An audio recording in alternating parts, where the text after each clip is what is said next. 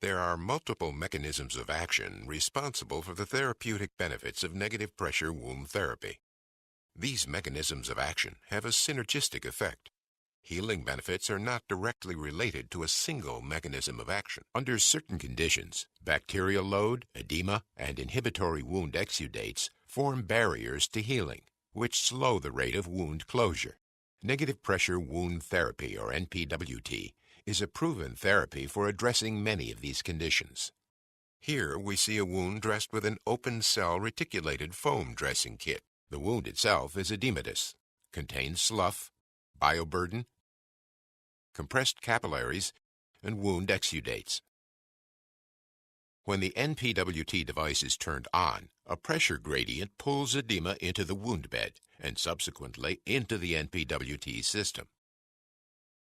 As edema is removed, capillaries are able to open, increasing blood flow, bringing more oxygen and nutrients to the wound bed.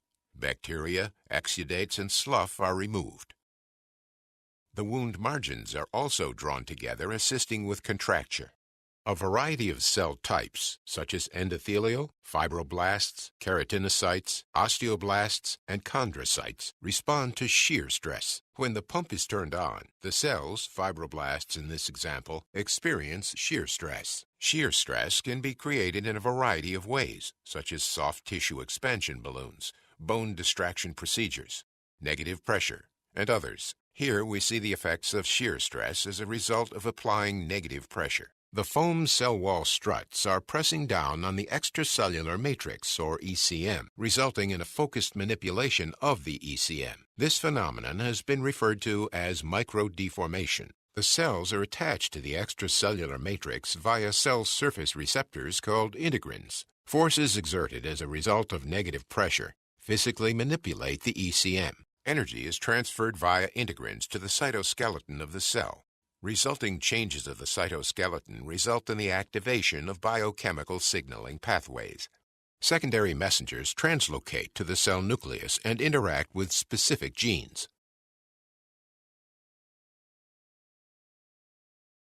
Genes are activated to create extracellular matrix components such as GAGs, collagen, fibronectin, and tenectin, or promote cell growth such as fibroblasts and endothelial cells.